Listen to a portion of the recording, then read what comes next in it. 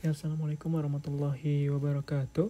So today we will go through last subtopic in chapter 3, which is chemical equations. So what is mean by chemical equation? Apa yang dimaksudkan dengan chemical equation? Chemical equation adalah simple and accurate way to describe the chemical reactions. So chemical equation ni adalah cara yang simple dan accurate untuk describe chemical reaction. So macam mana bentuk chemical equation tu? Bagaimana bentuk chemical equation? So kamu boleh tengok dekat bawah ni. So bentuk chemical equations.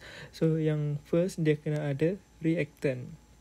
Dia kena ada reactant dekat sini, and then dia ada arrow, and last kali dia ada product. So apa yang dimaksudkan dengan reactant? Apa yang dimaksudkan dengan arrow dekat sini, apa yang dimaksudkan dengan produk dekat sini. So kita tengok dekat point yang number 1 ni kat sini. Alright, the starting substance ataupun reactant. Alright, so maknanya the starting substance, kita panggil dia reactant.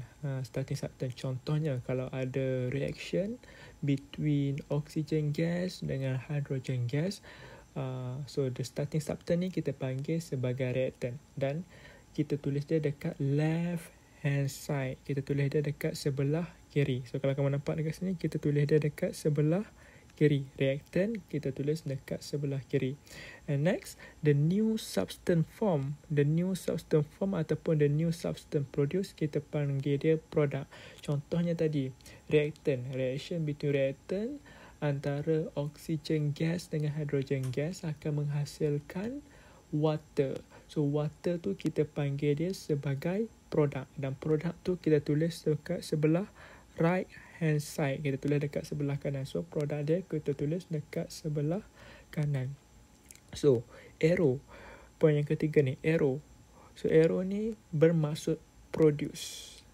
Contohnya reactant produce product, reactant produce product. So contoh yang saya bagi tadi, oxygen gas react dengan hydrogen gas, yang kita panggil ni reactant, and then kita letak arrow. So arrow tu maksudnya dia produce product yang terhasil daripada hydrogen, reaction between hydrogen gas dengan oxygen gas tu adalah water. So dalam chemical equation ni kita letak physical states of each substance. Physical state ni maksudnya, contohnya kalau contoh tadi oxygen gas. So oxygen gas kita letak gas lah. Kalau oxygen gas kita letak gas lah. Contoh kalau gas kita letak G lah. Kalau solid kita letak S. Kalau liquid kita letak L. And aqueous solution, kalau aqueous solution kita letak AQ. So kat sini kita akan tengok selepas ni lah kamu akan lebih faham. Selepas ni lah kamu akan untuk slide yang seterusnya. Right. So contoh yang dekat sini, kalau kamu nampak A plus B ni, contoh dah tadi lah, hydrogen gas plus oxygen gas. Ini dia punya contoh lah. And then C plus D kat sini. C plus D kat sini dia punya produk lah. Kalau water tadi, water sajalah H2O. Kalau ada chemical reaction lain, mungkin akan ada something plus something lah. Okay. So kita tengok kepada slide yang seterusnya. How to write chemical equation. Okay. Nak tulis chemical equation ni, kita ada 5 steps yang kamu perlu follow, yang kamu perlu ikut. So sebentar tadi kita dah belajar reactant. Reactant adalah the starting substance yang kita pakai. So contoh kat sini pun dia pakai hydrogen dengan oxygen. And next, kemudian kita belajar product. Product adalah the new substance form. The new substance form, and then the arrow ni maksudnya produce. Alright. Untuk nak tulis chemical equation, kita ada 5 step. Dan step yang pertama, kita kena write equations in words. Maknanya kita kena tulis equation tu dalam words. So contoh kat sini dia bagi hydrogen plus oxygen dapat water. Kita tulis dulu dalam bentuk words. Okay, the second step, kita write down the chemical formula of each reactant and product. So tadi kita dah tulis dalam bentuk words, and then kita convertkan dia, kita tukarkan dia, kita tulis balik dalam bentuk chemical formula. Okay, contoh hydrogen. Hydrogen adalah H2. hydrogen gas. So kita tukar hydrogen, kita tulis dalam bentuk chemical formula H2. Oxygen gas adalah O2 dan akan menghasilkan water H2O. Okay, so step yang ketiga dah kita tulis dalam bentuk chemical formula. Kita check whether the equations is balanced or not. Sama ada equation tu balance ke tak. Okay, so apa yang dimaksudkan dengan balance? Maksud dengan balance bermaksud dekat sini dia punya elemen dekat sebelah kiri dengan elemen dekat sebelah kanan tu kena sama. Okey, contoh ni kita tengok dekat sebelah kiri dekat sini kita ada H2. Kita ada 2 hydrogen atom. So dekat sebelah kanan pun kena ada 2 hydrogen atom. So kalau kamu nampak kat sini kita ada H2. Kita ada H2, so 2 hydrogen atom. Dekat sebelah kiri kita ada 2 oxygen atom. O2, kita ada 2 oxygen atom. So dekat sebelah kanan pun sepatutnya kena ada 2. Tapi dekat sebelah kanan kita just ada 1 saja oxygen atom. So kita dapat tahu kat sini kita tahu bahawa equation ni tak balance. So dah dapat tahu dia tak balance. So kita step yang keempat, kita kena balance the equation lah by adjusting the coefficient in front of the chemical formula. So kita kena tambah nombor lah dekat depan chemical formula tu untuk nak balancekan kiri dan kanan. So untuk reaction between hydrogen gas dengan oxygen gas yang menghasilkan water ni, so untuk nak balancekan dia tambah kat sini 2 hydrogen gas dengan dia tambah 2 dekat water molecules. Okay, so dekat sini apabila dia tambah 2 dekat hydrogen gas dengan 2 dekat water molecule, so kita tengok balik dia balance ke tak. Okay, so maknanya kat sini 2 boleh tambah 2 dekat hydrogen gas, 2 kali 2 ada 4 hydrogen atom. Okay, oxygen still 2 O2, 2 oxygen atom. And next kita tengok water, 2 kali 2 4, 2 kali 2 4 hydrogen atom. So kiri dan kanan sama. So 2 oxygen atom dekat situ. So oxygen pun ada 2. So sekarang dia punya equation dah balance, kiri dan kanan dah balance. So kita boleh teruskan step yang kelima, iaitu write the physical state of each reactant and product. So contoh tadi kita ada H2. H2 kita tahu dia adalah dalam bentuk gas. Dan O2 adalah juga dalam bentuk gas dan menghasilkan water dalam bentuk liquid. Liquid kita tulis S lah. Kita tulis L lah kat sini. Kalau O2 tu gas, kita tulis gas lah kat situ. H2 gas, kita tulis gas. Yang tu yang melambangkan dia punya physical state yang saya sebut tadi lah. So saya harap kamu semua faham macam mana nak tulis chemical equations, nak balancekan chemical equation, kerana chemical equation kat sini kamu sangat-sangat penting lah. Kalau kamu tak tahu nak macam mana nak tulis, macam mana nak balancekan dia, amat-amat bahayalah. So study lebih sikit untuk nak bagaimana nak tulis chemical equation ni. And kalau tak tahu boleh PM saya tanyalah. Alright, untuk ambil tahu. Benda ni kena ambil tahu. Saya tekankan chemical equation ni sangat-sangat penting. Kena ambil tahu. Alright. Right, kita pergi ke slide seterusnya. Okay, using chemical equation. So, apa yang nak dimaksudkan, yang nak diberitahu di dalam slide ni? Okay, so kat sini dia ambil reaction antara sodium dengan chlorine gas akan dapat sodium chloride.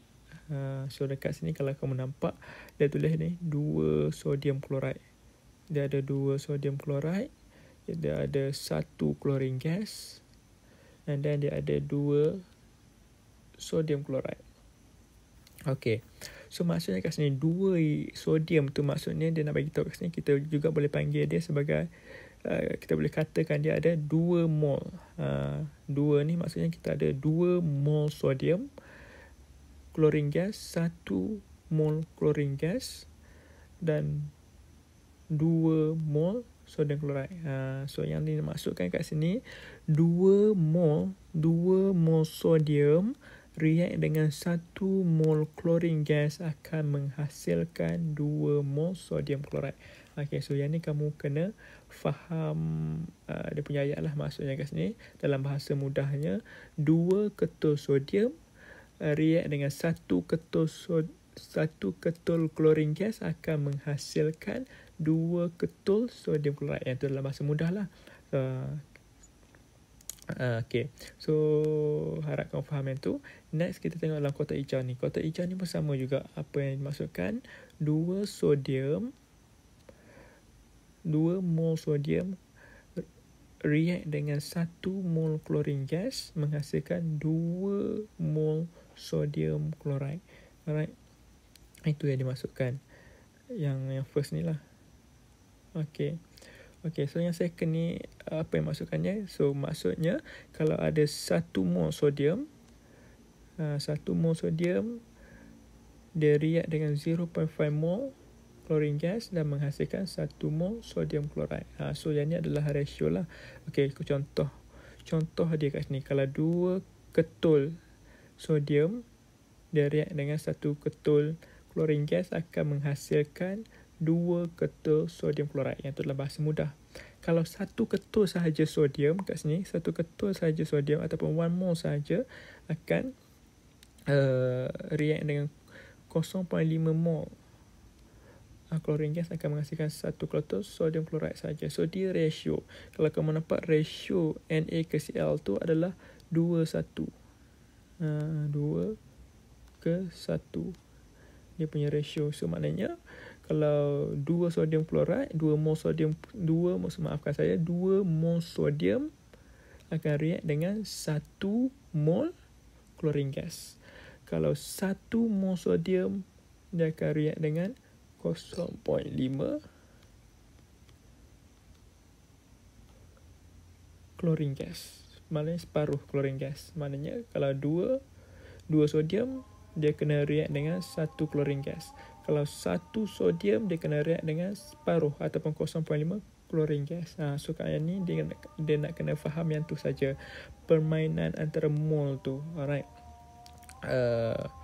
Sebab yang ni kita akan guna untuk calculation selepas ni. So kamu kena faham. Contoh kalau kamu tengok equation macam ni, so kamu kena tahulah. Okay, 2 mol sodium dia react dengan 1 mol chlorine gas akan menghasilkan 2 mol sodium chloride. Yang tu kamu kena faham dekat situ. Okay, dan permainan ratio untuk mol ni. Alright. Okay, so kita tengok contoh soalan untuk calculation lah. Kita dah faham tadi macam mana nak buat chemical equations, nak balancekan chemical equation. So sekarang kita dah belajar 2 mol, contoh dekat sini 2 mol sodium dia react dengan 1 mol chlorine gas menghasilkan 2 sodium chloride, 2 mol sodium chloride. Okay, so kita akan tengok kepada dia punya calculation untuk slide seterusnya.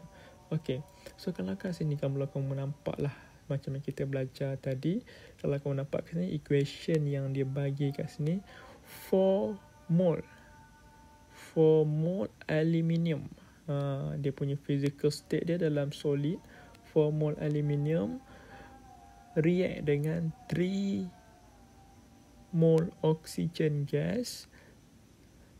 Dalam physical state dalam bentuk gas akan menghasilkan 2 mol aluminium oxide. Yang ni cara baca dia lah. Kalau kamu nampak kat sini equation yang dia bagi ni 4 mol aluminium dia react dengan 3 mol oxygen gas menghasilkan 2 aluminium oxide. Okay, so kat sini apabila baca soalan, macam saya tekankan sebelum ni, kamu kena keluar dia punya information. Okay, tengok dia punya soalan. What is the mass of aluminium oxide? So maknanya dia nak mass aluminium oxide. Dia nak mass aluminium oxide.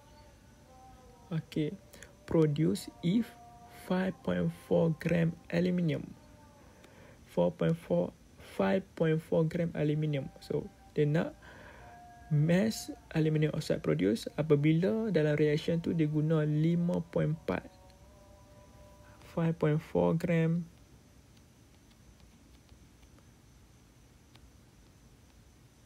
aluminium. Burn completely in air. So burn ni selalunya dalam, kalau terbakar ni dalam, kena ada oksigen lah dekat sini dalam dia punya chemical equation. Okay, so dia bagi kat sini relative atomic mass untuk oksigen 16, aluminium dia bagi 27. Okay, keluarkan information dia macam tu lah. Okay, so macam mana nak buat? Okay, okay, kita tengok slide yang seterusnya lah, macam mana nak calculate markah dia dekat mana.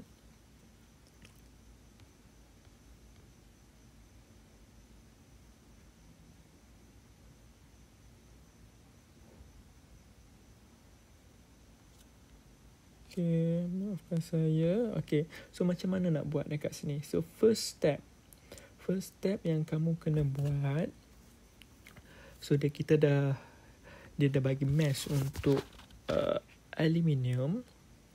So first, macam yang kita dah belajar tadi, yang sebelum ni kita dah belajar dia punya, ingat lagi tak, dia punya triangle yang kita belajar. Kalau mass, first dia punya basic yang saya cakap, kita kena cari dia punya mole.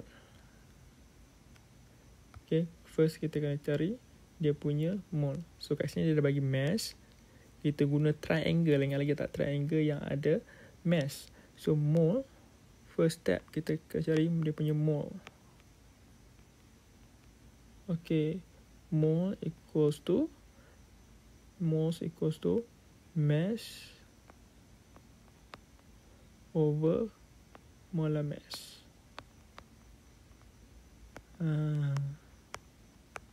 Okay, so yang ni dia punya first step lah. First step, kita kena cari dia punya mole dulu. Mole untuk aluminium. Sebab apa kena cari mole untuk aluminium? Sebab dia bagi mass untuk aluminium. So mass untuk aluminium ada, dia bagi kat situ 5.4 gram. 5.4 gram bahagi dengan molar mass untuk aluminium adalah 27. Okey, 5.4 bahagi dengan 27, kita akan dapat berapa? Sekejap, saya tekan calculator. 5.4 bahagi 27, 5.4 bahagi 27, kita akan dapat 0.2 mol.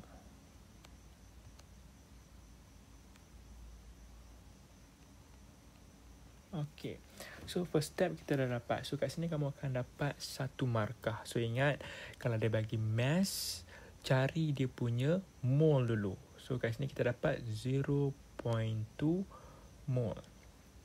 0.2 mol 0.2 mol aluminium lah. Okay, step yang kedua, kita kena buat relationship.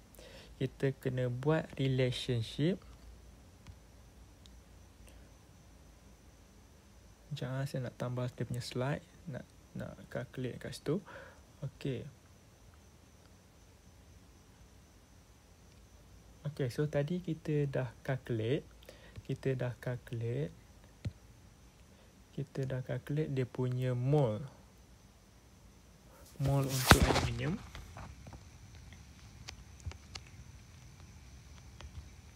adalah 0.2 mol. Okay, kita dah calculate tak? 0.2 mol.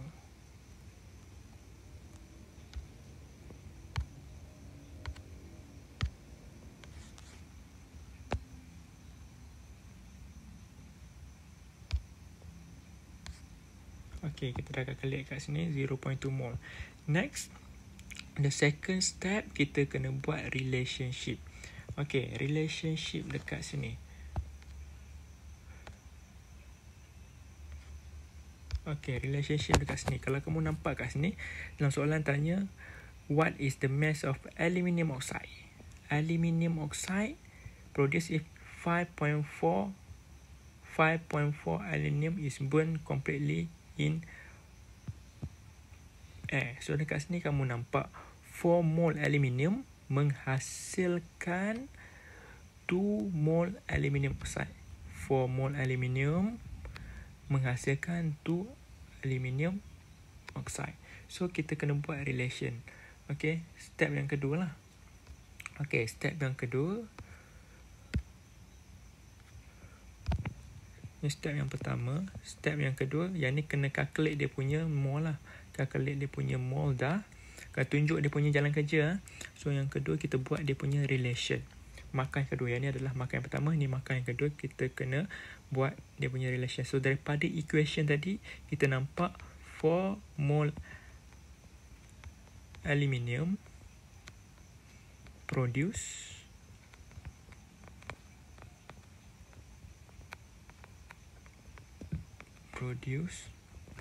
apa tadi? 2 mol aluminium oxide. Okay. So dekat sini 4 mol aluminium produce 2 mol aluminium oxide daripada dia punya equation tadi. Kalau kamu nampak lah, daripada dia punya equation 4 mol aluminium menghasilkan 2 mol aluminium oxide.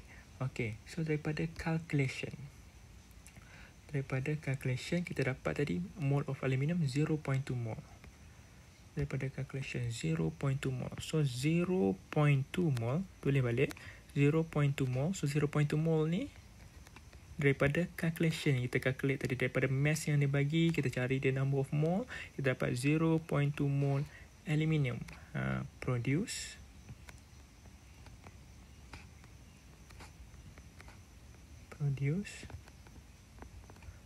berapa mol aluminium oxide. So kita tengok dia punya ratio. Aluminium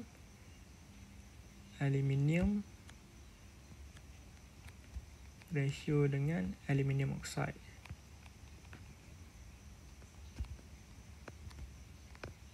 Okay, aluminium oxide ratio dia 4:2. So kalau 4 aluminium, dia akan menghasilkan 2 aluminium oxide. Alright. So kalau 2 aluminium akan menghasilkan 1 aluminium oxide. Kita bahagi 2 lah kan. 2 akan menghasilkan 1 aluminium oxide. So kalau 0.2 mol aluminium, 0.2 ratio kalau 0.2 aluminium akan menghasilkan 0.1. Dia punya ratio. So 0.2 mol aluminium produce 0.1 mol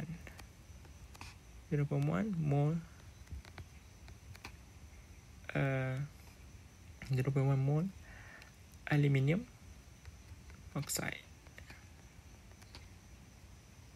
Okay, so dia punya ratio. So kat sini kita tahu dah 0.2 mol daripada calculation 0.2 mol aluminium akan menghasilkan 0.1 mol aluminium oxide. Macam mana dapat 0.1 ni? Daripada ratio ni lah. Daripada ratio yang kita buat ni. Lah. Okay. So ni kamu akan dapat markah yang kedua. Markah yang ketiga, kita tengok balik kepada soalan. Soalan dia tu cari apa? Soalan dia tu cari mass of aluminium oxide.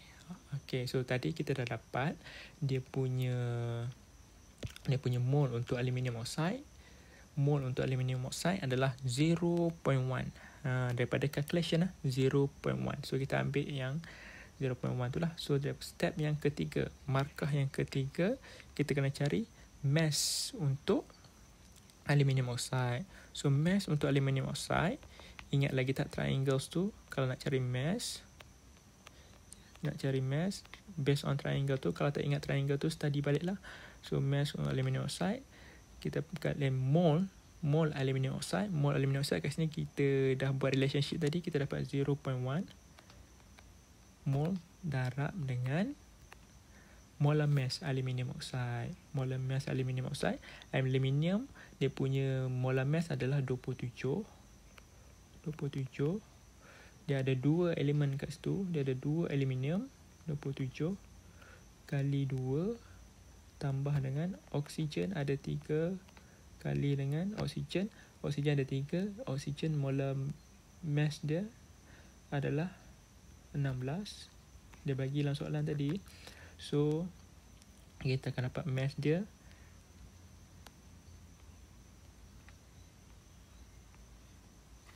27 kali 2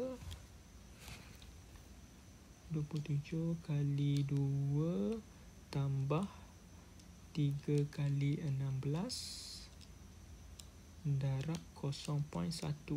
So kita akan dapat 10.2 gram. Okay, 10.2 gram. So akan dapat markah ketiga untuk soalan ni. Selalunya soalan ni kamu akan 3 markah lah untuk soalan ni. So jawapan akhir dia adalah 10.2 gram. So soalan ni agak famous lah untuk calculation lah. Selalunya kebanyakannya akan naik lah. So kamu kena ingat lah dia punya way untuk nak cari dia punya apa yang soalan minta lah. Okay, contoh macam soalan ni dia bagi mass, dia minta mass untuk produk yang terhasil. So kita guna triangle yang ada mass lah sebab dia bagi mass. So kalau dia bagi dalam bentuk gas tu, so ingatlah triangle yang ada melibatkan gas, kita convert dulu kepada mole and then cari apa yang soalan minta lah. Dia lebih kurang macam tu saja. Cuma yang equation yang kita buat tu, kita just nak tahu berapa mole daripada equation yang menghasilkan, and then daripada calculation tu kita nak cari berapa mole dari segi calculation daripada information yang nak bagi. Contoh dekat sini tadi dia bagi 5.4 gram of aluminium menghasilkan berapa mass aluminium oxide. Dia nak macam tu. So kita akan buat relation tu, and then daripada equation, and then kita calculate dia punya number of mole, and then kita boleh buat lah reaction daripada calculation yang kita buat, and then cari daripada mole yang kita dapat tu, kita cari apa yang soalan minta. Alright, so saya harap kamu semua faham lah dia punya calculation ni. So calculation ni pun amat penting. So kamu kena study. So kalau tak faham, kena terus PM saya tanya. So saya minta maaf lah, saya punya tulisan ni tak berapa cantik sebab saya tertinggal pen iPad. Lah. Saya tak bawa balik. So that's all for today. I hope you all understand what I'm teaching today. So kalau ada apa-apa soalan, terus tanya. So homework sikit dekat sini. Kamu buat activity 3.2 lah. Kamu buat activity 3.2, textbook page 70,